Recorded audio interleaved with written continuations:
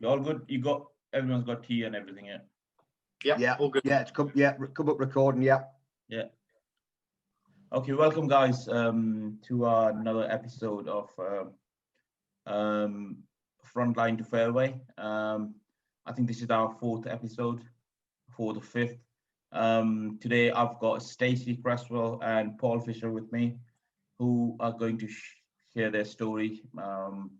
Same like others, like how the injury and other things affected them in their life, and how golf is helping them to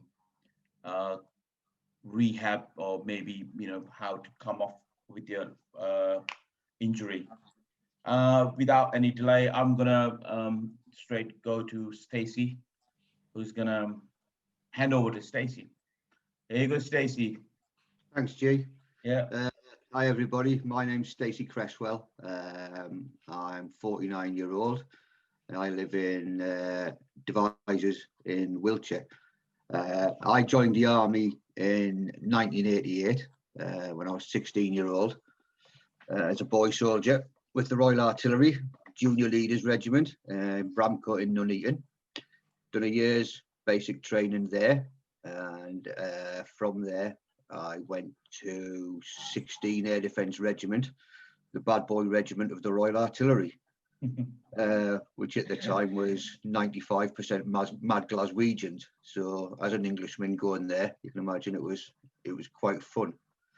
From there, I went to the Royal School of Artillery in Larkhill between 93 and 96.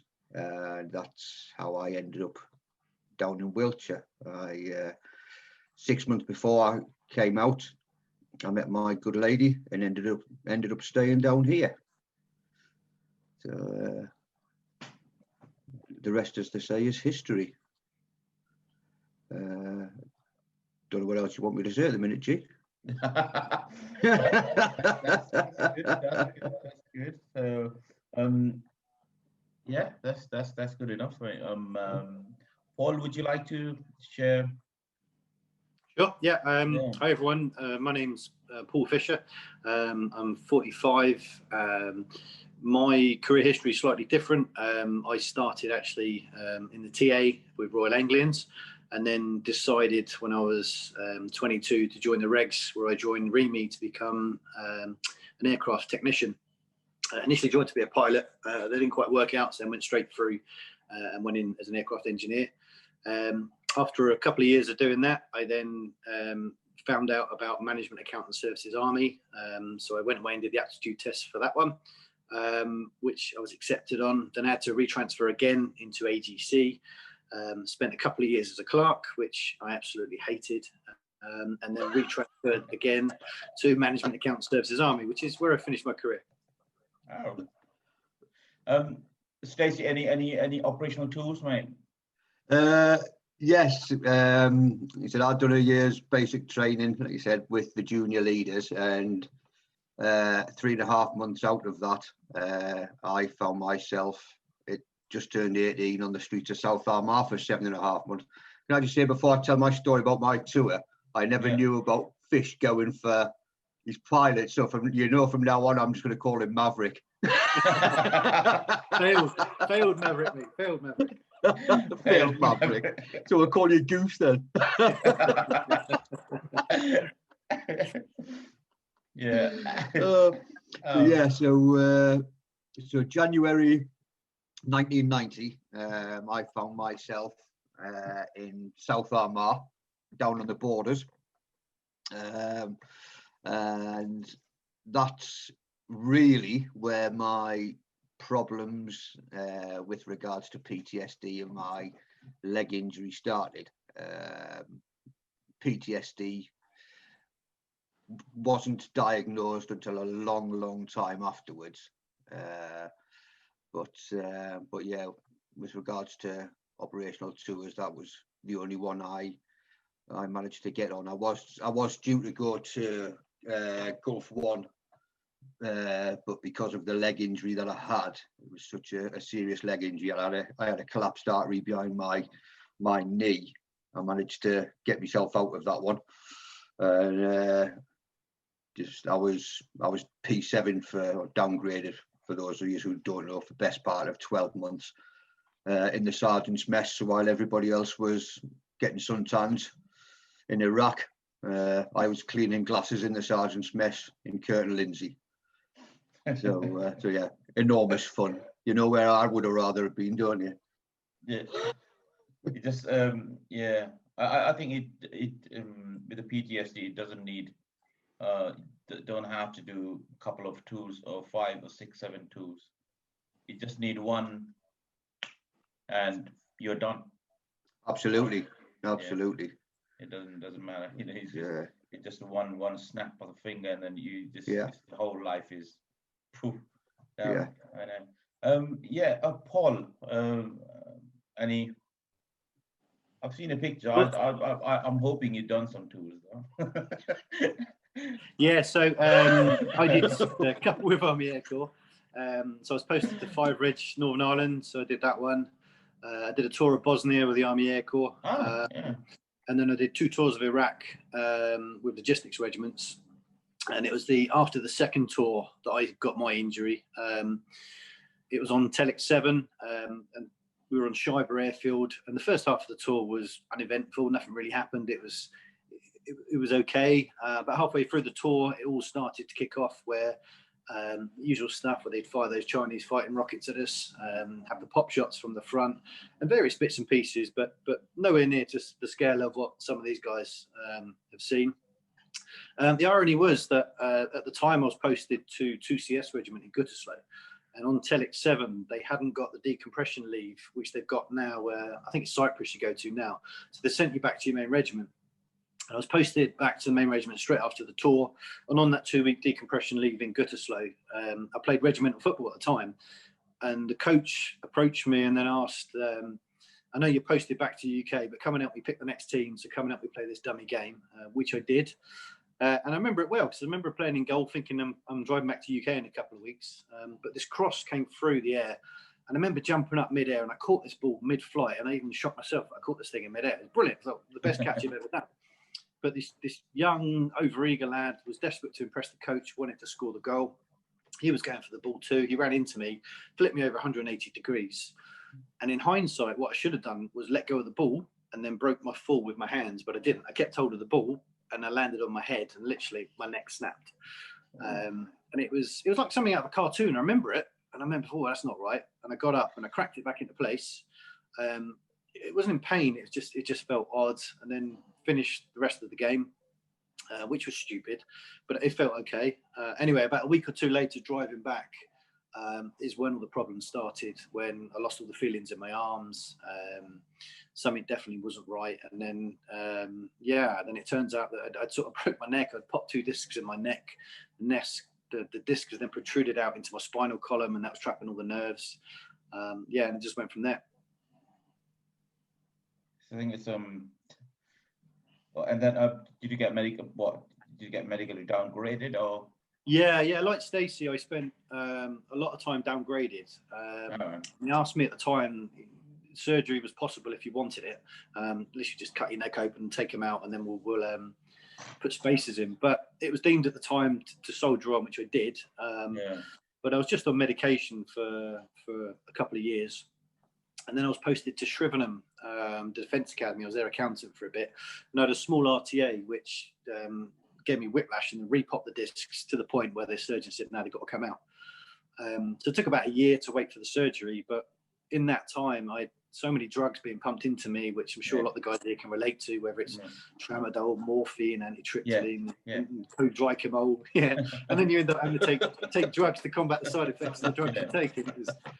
I was like a walking junkie. It was no good, and I was sat home. I couldn't do anything, and it was horrible because it got so bad. I even knew what time Jeremy Kyle was on or Cashin the Attic was on. It was. You got knocked Jeremy Kyle, mate. Yeah, so take the happy pills. But then I was at Army HQ, and the decision was taken. We can't do anything. It's not a good quality of life. So let's take the discs out of your neck, and obviously the usual warnings of the risks of paralysis from the neck down and all that sort of stuff. But I opted for it. Went through the surgery, and it was amazing. I woke up and all the pressure and the nerves had gone. I had to go on like a detox program for a little bit, but it wasn't anywhere near as bad as what they were saying. It wasn't like cold turkey or anything. And that was it. But I thought my military career would carry on as an accountant, working for a 3-star general. But I was working in FDT at the time, and all the stuff that you saw on the news with all the redundancies for the civilians and the military was all through our office. And what they did was they revamped the PAT 10 policy, which I'm sure a lot of these guys can relate to, where they said, irrelevant of your trade, accountant, doctor, lawyer, if you can't pass the mandatory fitness test, automatic MD. So the irony was, having gone through the rehab, I was fitter than what I've ever been in my life, but I couldn't bear any load, and I still can't bear proper load on my shoulders. So I couldn't do the CFT, I couldn't carry the bag, and I couldn't do the 8K tab. I could do the tab, I couldn't carry the weight. So the doc said, you're up for it. If you could get medical discharge. Then I'd done 15 years at the time. And then I thought that was the end of the career. But as it turns out, because it was the injury stemmed back from decompression, it was classed as operational injuries. And that's what had me. So that was my PAT 10, and out I came. But I can remember adjusting to civilian life. I was quite lucky with my trade as an accountant. It was quite transferable. So I ended up lecturing and headed up an accounting school in Bristol for a couple of years.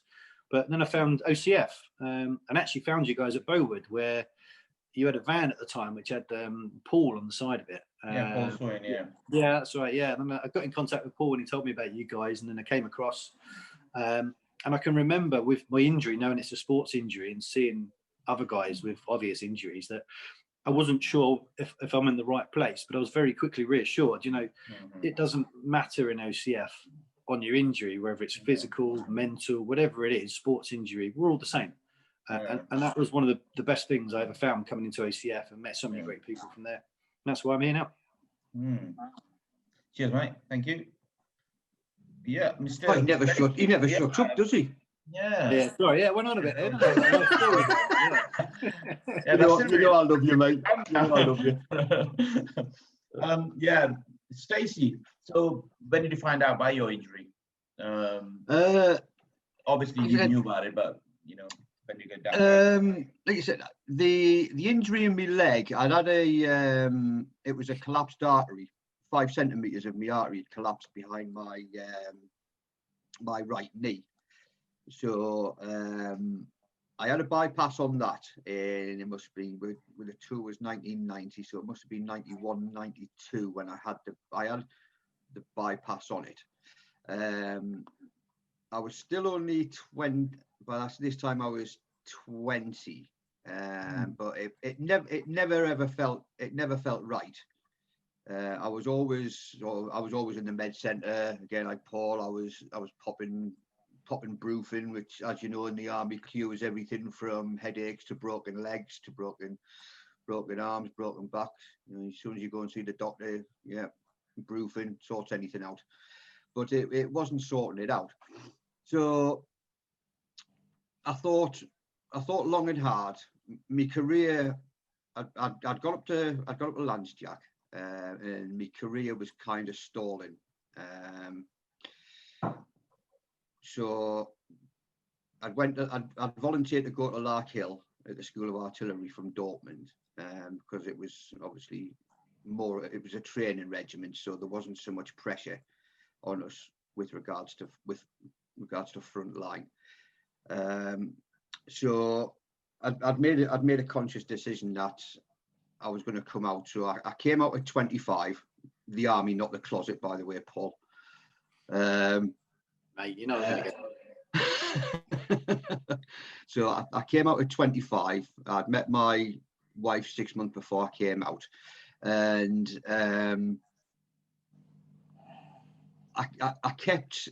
She'd always said that I suffered from sort of nightmares, and she'd quite often wake up in the morning with bruises on her arms, on her back, headaches, and I'd kind of said to her, I'd said, what's them off? And she said, that was you last night, kicking and fighting and screaming in your sleep. And obviously I had absolutely no recollection about it. So this went on for years and years. And eventually it got to the stage. I'd been doing sales management and consultancy mostly when I came out, and I was working for Sky as one of the guys on the stands in the shopping centres, and I had what at the time what I thought was a breakdown on the stand. Just broke into tears and didn't understand why.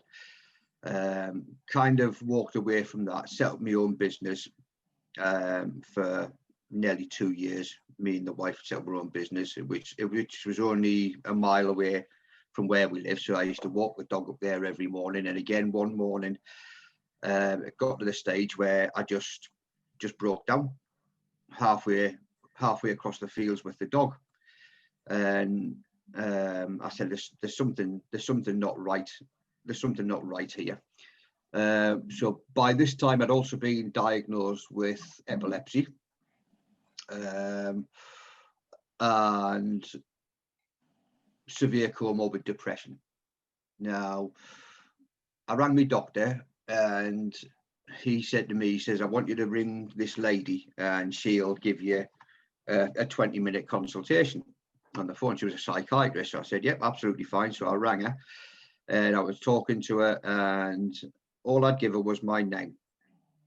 And after 20 minutes, she turned around and said, Stacey, she said, you've got post-traumatic stress disorder. And my answer was, off. I haven't.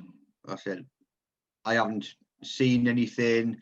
I haven't been. I went to Northern Ireland, but I was never involved in anything, shootings, bombings. I never seen anybody severely injured. I said, it can't be post-traumatic stress disorder. And she said, that's not what post-traumatic stress disorder is.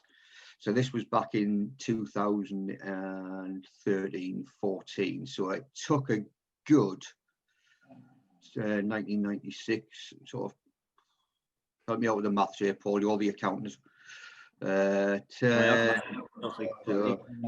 part of 14, 15 years before I was actually diagnosed with it. He said, looking back on it now, it makes perfect sense. The nightmares that I had were all military related. I could be walking down the street.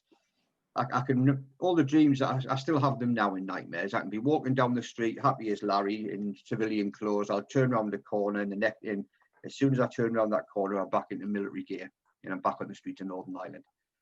And so I went through combat stress. I'd done the 3 programs, the 6-week PTSD program, but the first one I'd done was for anger management, a 2-week in-house anger management program, which has helped me greatly, as lots of people know.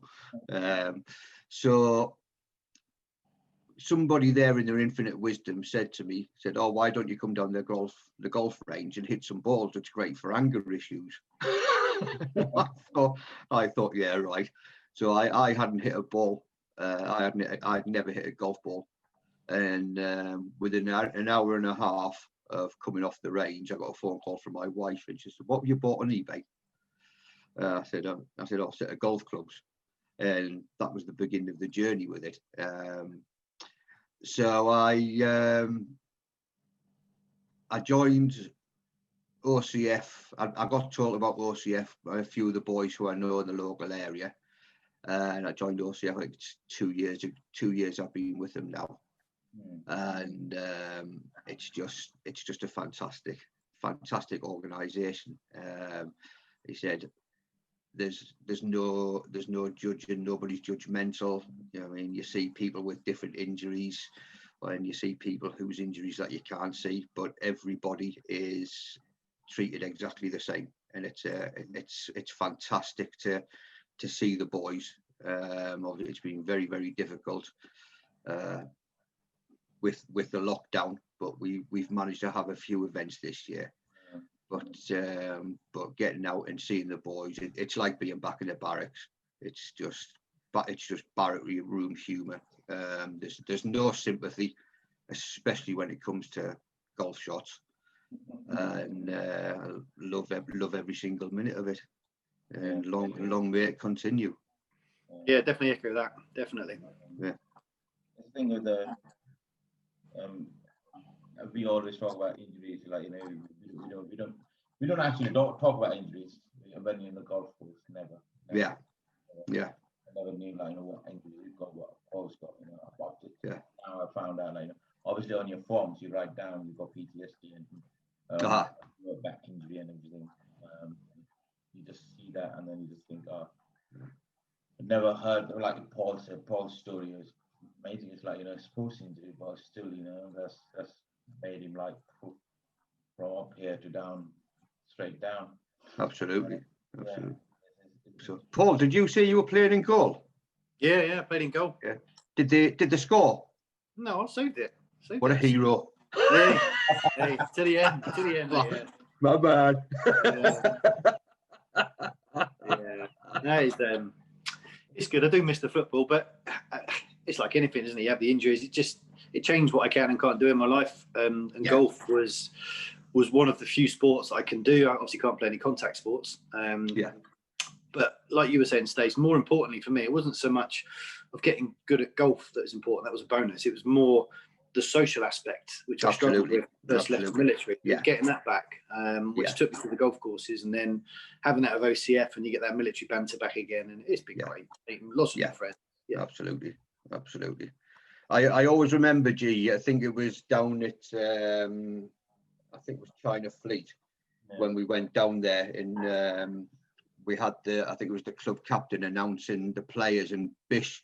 Were you there when Bish went up to the first tee? That was brilliant. And the guy said to him, he said, "Bish, what's your handicap?" And Bish just looked at he said, "I've got no legs."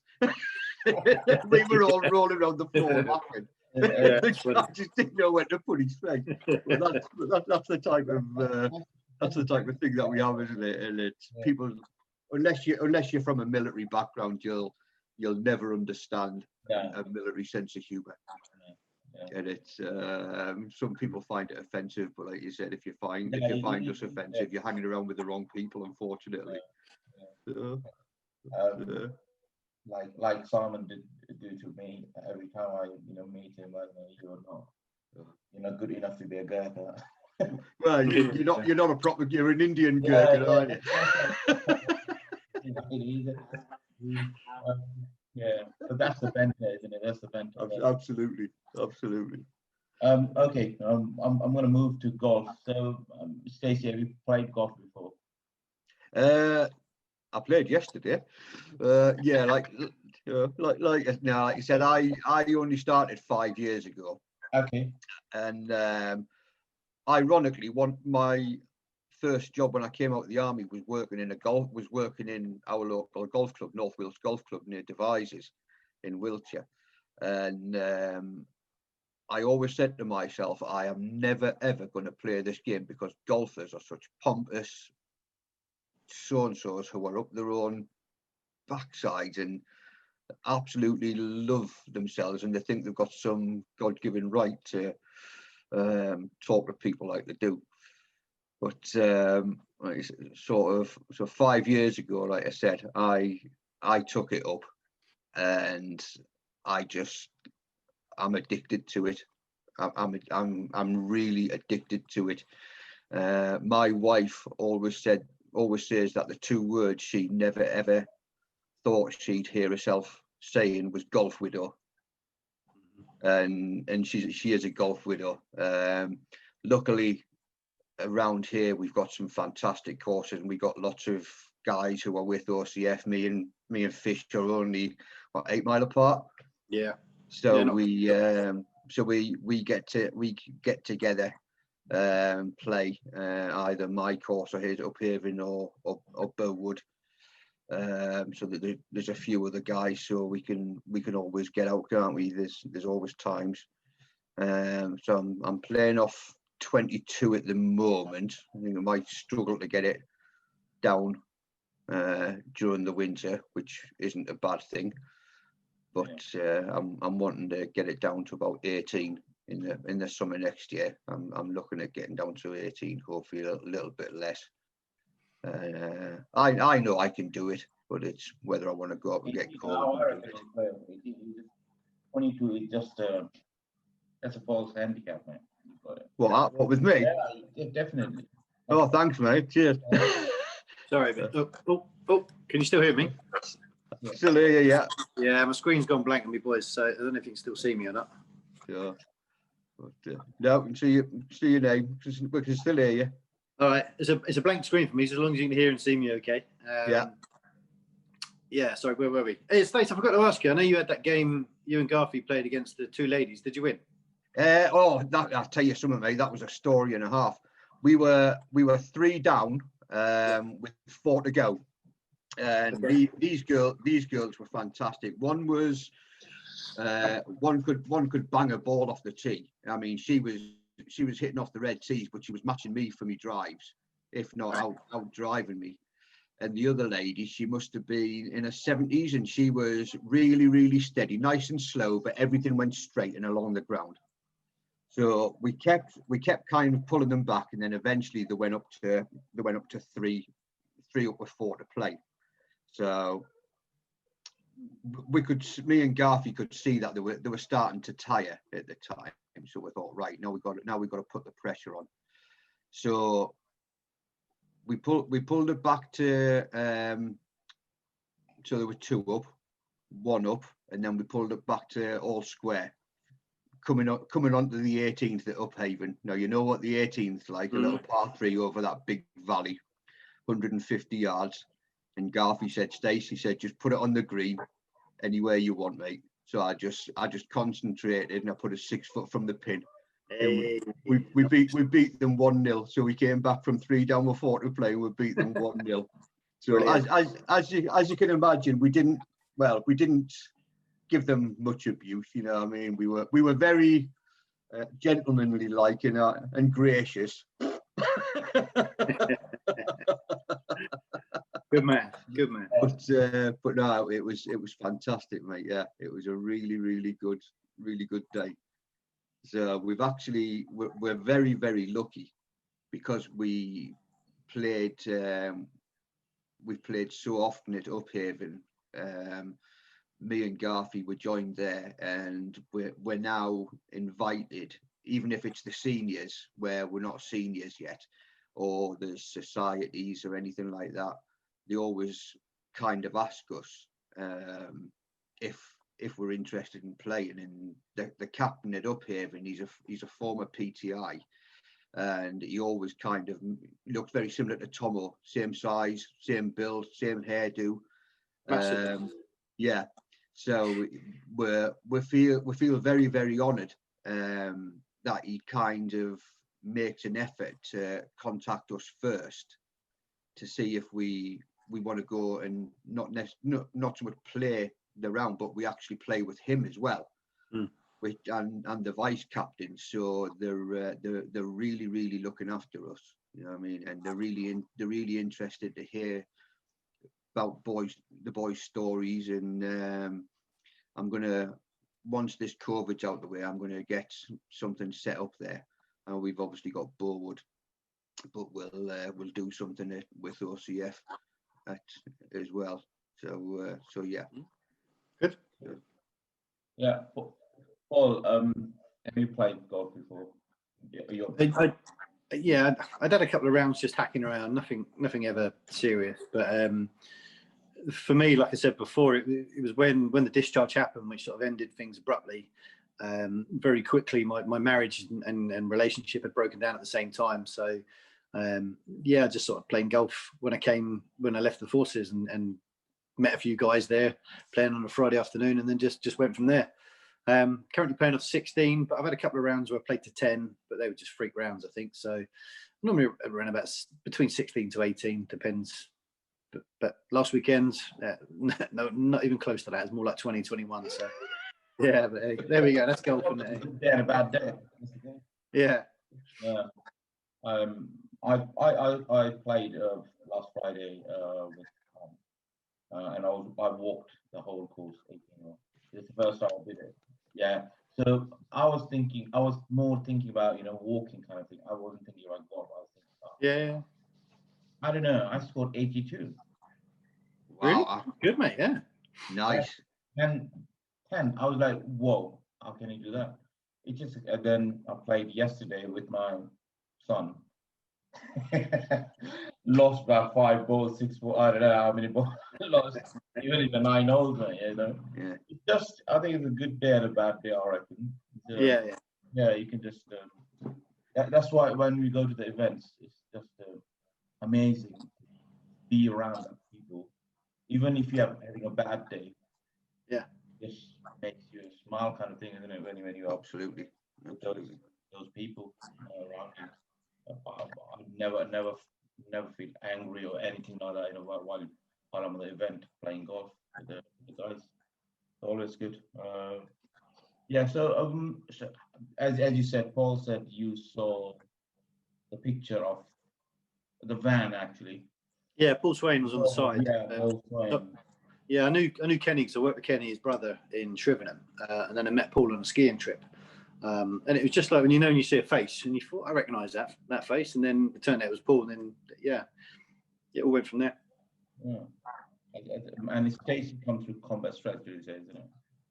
Yeah, I came through combat stress, but my first event with OCF, actually, I was playing with Matty Arnold, and Matty, we were on the 14th. I can't remember which course it was. We were on the 14th, and Matty looked at me and he says, "You were in junior leaders 1988, weren't you?" And I sort of looked at Matty and I said, "Yeah." So we were actually in basic training together. Oh. So I hadn't seen him since 1988, 89, and we'd done basic training together, and we were actually part of the PT display team. So we toured the country and ended up doing the Edinburgh Military Tattoo. Wait, you were part of the PT display team? I was part of that.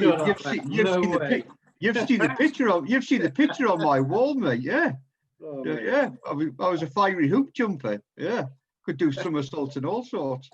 But so that was the first time I'd seen Matty Arnold since sort of 1988, 89, and it was bizarre. He said you meet so many new faces, and you meet so many new friends, and he said occasionally you'll meet somebody who you haven't seen for a long time, and it's fantastic.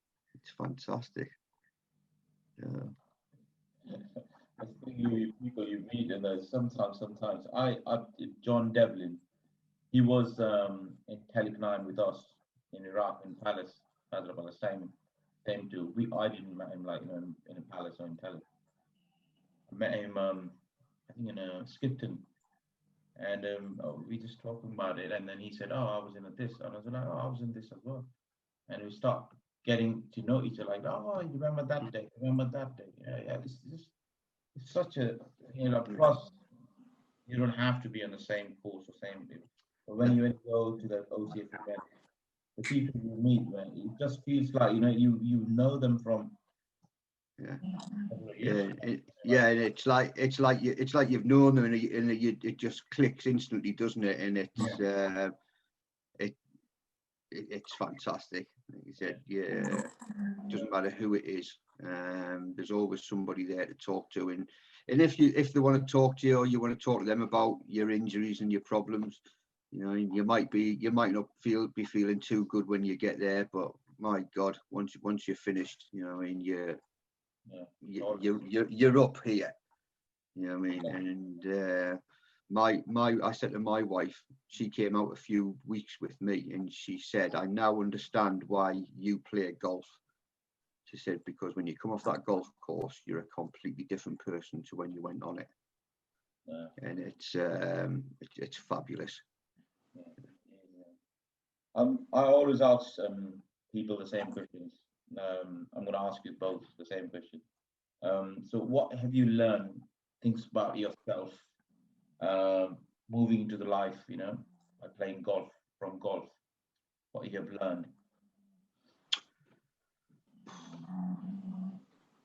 Not to take myself too seriously is the main one. Getting angry about hitting a little white ball isn't the be all and end all of of the world. Yeah. There's much more important things in life, you know, than worrying about where a golf ball ends up. But I kind of live on a day-to-day basis. I can't plan for 2-3 days down the road, or next week or next month, because in case I'm not feeling for it. But I know when I look at my diary and it says you're playing golf, you're playing golf, you're playing golf, it's in there straight away.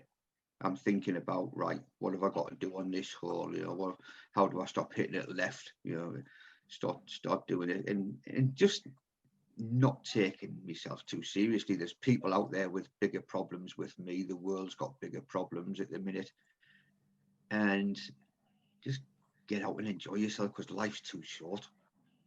Life's too short, and if you can get out and play golf, doesn't matter what the weather's like, you come back in and you just feel completely different. You feel completely different. And so, yeah, just don't take life too seriously. Life's too precious. Yeah, I'd echo that. With the combination of going through the injury and the surgery, and then seeing all the other guys, and then golf, it taught me exactly that. It was a humbling experience, and then taught me to value life and what's really important in life. And certainly with golf, it's taught me it's not always about winning, which I'd always previously tried to do. It's more just going out and having fun and enjoying it, which is where I am, which is why I play golf, to be honest. It's nice to win, but yeah, I'm more like going out with the boys and having a few beers after and having the crack that we do. Absolutely. Absolutely. Unless, because I said it on the last episode as well, or people say how golf is going to help you, how this 3 days event is going to help you.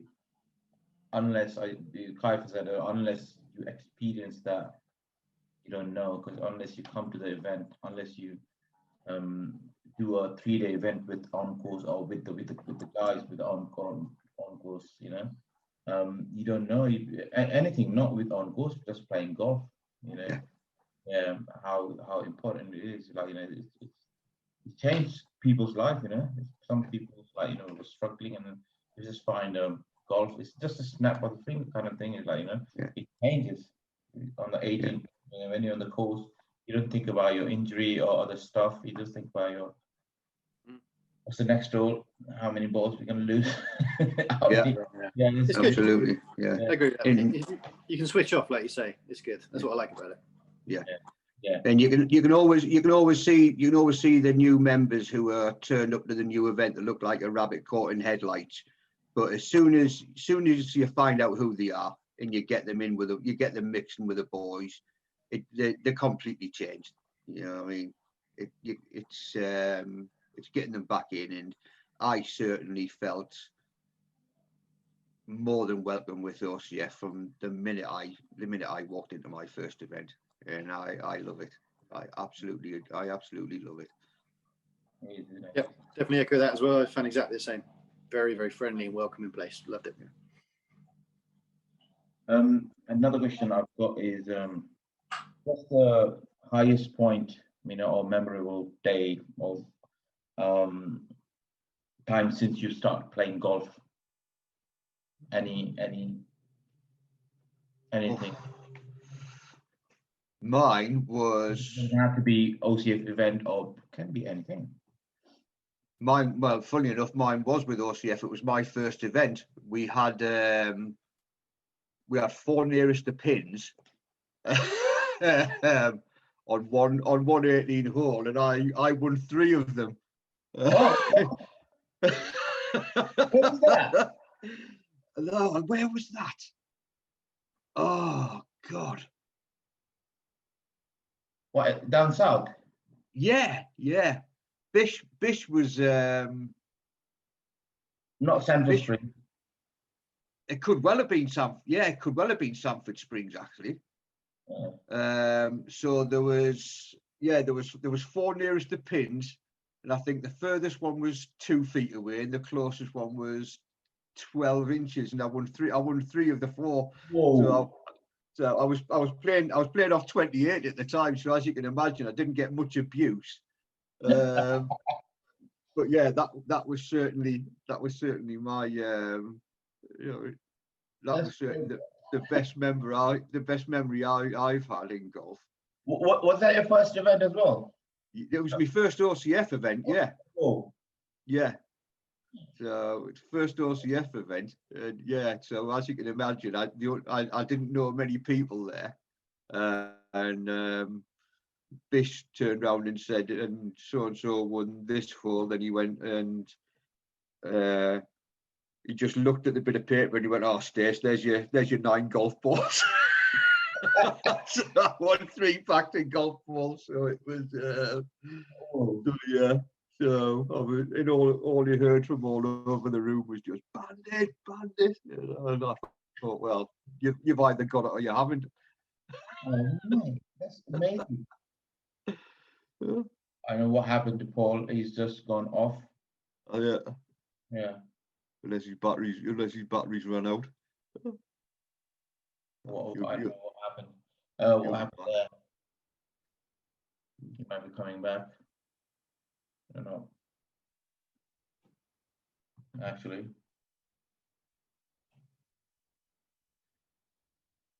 I'll text him. I think his phone is off or anything. Yeah. Yeah. Okay. Yeah, Paul, we were just talking about the highest point and memorable day of the thing, and then Stacey told me the greatest story. And he won 3 nearest to the pin on his first OCF event. And told you, always. I think I was there that day. Where was that at? Was that China Fleet? I think it was Sanford Springs or China Fleet, wasn't it? Yeah, I won 3 of the 4. Because I remember thinking I'd won it, and then you come in and got it, and yeah, that's right. I was really pleased for it. Yeah, in fact, I give you a box of balls, didn't I? Yeah, I think I can't remember, mate. Yeah. Yeah, I can. You still owe me 3 Titleist Pro V1s. That's crazy though. Like the first event, and you won like, and when you say, "Oh, what you play off 28?" Like, oh, yeah. I think this new handicap system's a leveler, though, isn't it? I'm guessing you guys have all seen your new handicaps, and I've heard about it, but no. To be honest, it's more than a sentence, and I've seen it, but whether or not I'll understand it, the golf course has sent me a link actually, so I will have a look at it today to see what. Yeah, well, I'm off Bowood, and I'm 16 at Bowood, but then when you put it through this HCF thing, it brings me up at 20 now, so it's actually put me on 4 shots. I don't know how that's going to work when we get into obviously doing events, how we're going to adjust everyone's handicaps, but yeah, that's going to be interesting. Well, apparently what they've got now is every course is supposed to have by the first tee a board with a grid on it, and it tells you your handicap or what your handicap is and what the course index is, and then you can work it out from there, how many shots you get or lose. So that's how it's supposed to work. Yeah. Be interesting. Oh, that's yeah. Paul, what's your highest point or maybe memorable from golf? Yeah. No, tobogganing. Yeah. Of course, golf. I think at my old course in Chippenham, where I went through one of those purple patches that we all go through, where you play way under your handicap, and I can remember winning a medal and winning Stableford's. And then it was at that point where I thought I'd cracked it. I thought I'd cracked this golf lark, and then you go out and you buy new gear like I did, and then you have that reality check that you haven't cracked it at all. Then back to normal again. So yeah, that was nice. Winning a couple of tournaments. I never got my name on the board, which I always wanted. I never won one of the cups, but I did win some of the medals and some of the Staplefords, which I used to really enjoy. Oh, what, in Chippenham, did you say? Yeah, that was a Chippenham Golf Club before I moved to Bowood. Yeah, now you're in Bowood, isn't it? That was a nice day at Bowood last time. It is. Yeah. But we got 4 OCF members at Bowood as well now, which is good. Is that you, Sam? Me, Mike Brown, Al Aitchinson, and Sam. I can't remember the other guy. It'll come to me in a minute. His name's escaped me. Sam Stoddard. Yes. Yeah. Yeah. And, yeah. Um, anyway, thanks guys for your time and thanks for sharing your story. Um, you know, it was great, as always, meeting you guys like this or maybe in the golf course, and we will continue to meet again in a golf course. Absolutely. Yeah, definitely. Yeah. On a personal note, G, I think I speak for all of us. Can I just say congratulations to our founder on his MBE? Yeah, definitely. Thoroughly deserved. Wonderful guy, and congratulations. That's the thing, isn't it? Like, what he started was amazing. I've never thought like Absolutely, that. absolutely. Yeah. Yeah, I still haven't seen him get around to drinks in, like, so I think you can get them in now, MBE. Definitely, mate. He's got to ring the bell for that one, surely. Absolutely, yeah.